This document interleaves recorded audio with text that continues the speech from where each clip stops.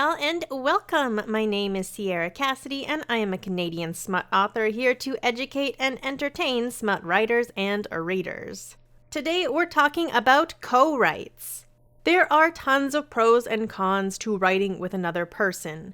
We're going to break down what you should consider before diving headfirst into co-writing a book. Remember that while this can be a fun project, it's also a business arrangement that will last as long as the book is published. Pros of a co-write. You're reducing workload because there's someone to share the load. There's two people doing the writing, the editing, and the marketing. You're potentially doubling the skills. Maybe one of you is great at editing and the other is a whiz at graphic design, or any other numerous skills available that will benefit your book. There's someone to pick up the slack if one of you gets sick, has a crisis, or cannot work for whatever reason. You're sharing your audience. Each of you will be bringing your readers to the project, and while there's likely to be some crossover in your audiences, you're still going to be having a bigger overall reach. Cons of a co-write. You'll be making 50% of the profits compared to a book released on your own where you'd be making 100%. You're beholden to another author for the life of the book. You have to navigate all of the difficulties of creating a book in general with the added stress of having a new business partner. You will lose some creative freedom and control because you're working with another individual, so you don't call all the shots anymore. Do you have a co-writer in mind? Some people want to do a co-write but don't have an author in mind to collaborate with. Some people get around that by doing an open call. They will post on social media that they are looking for a co-writer and they sort through the people who respond. Some people specifically want to do a co-write because there's an author that they really want to work with. This might be someone whose work you admire, this could be a brand new author that you want to help reach bigger audiences, or this could just be an author friend that you think would be fun to work with. Do you like their work? This might seem like a no-brainer, but it's very possible that at some point you'll get asked to do a co-write with someone that you like as a person, but don't love their work. If you don't think you'll be a good fit as a co-writer, don't be afraid to decline the request.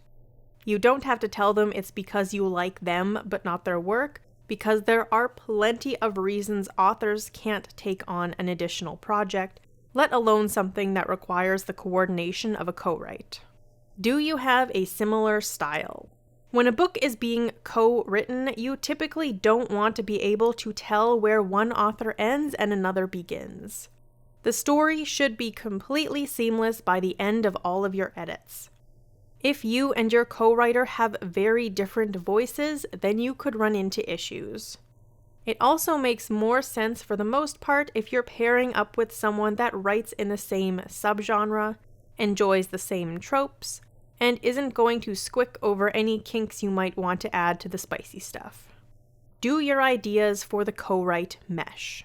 There's a lot of things that have to align to make for a successful co-write.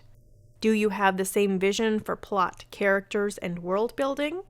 If you're writing stuff with spicy content, do you like the same stuff and can you agree on what to include in the story? If you're in conflict with these things, then you might be in for a rough time. Do you have similar schedules? Scheduling is really important when you're working on a book with someone.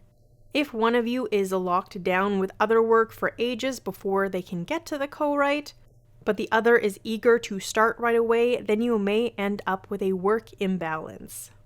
It can be helpful to develop systems such as working in the same Google document so that both of you are able to access real-time updates, leave notes, and adjust things to make everything more seamless.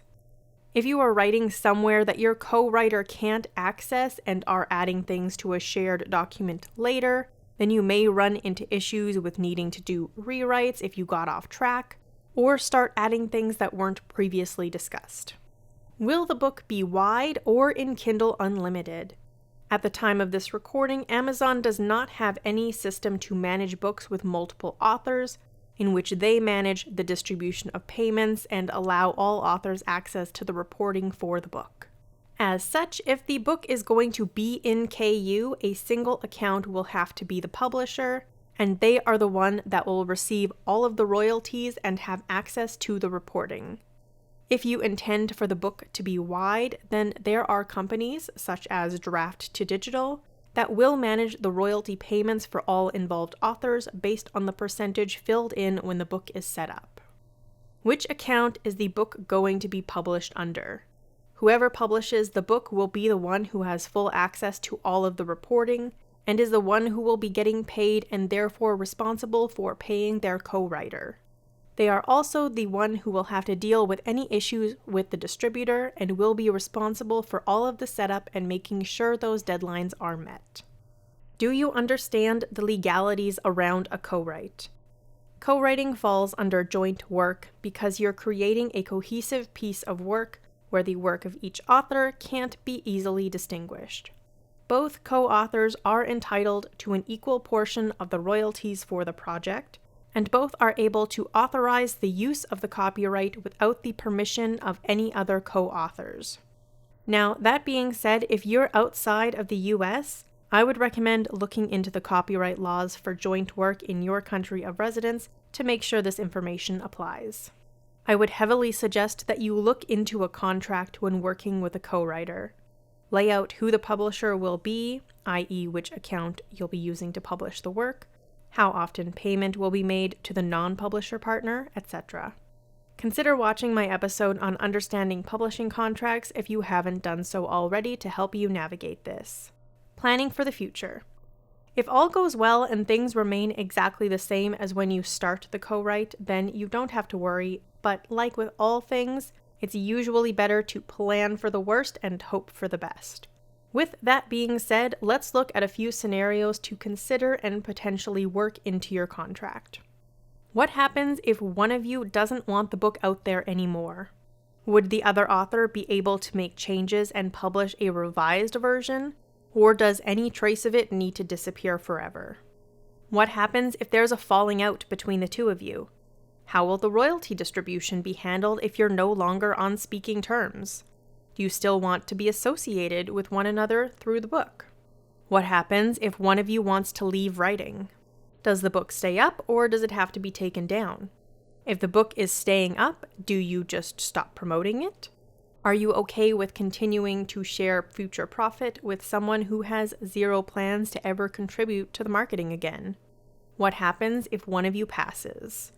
This one really needs to be part of an even larger conversation with family about how everything would be handled.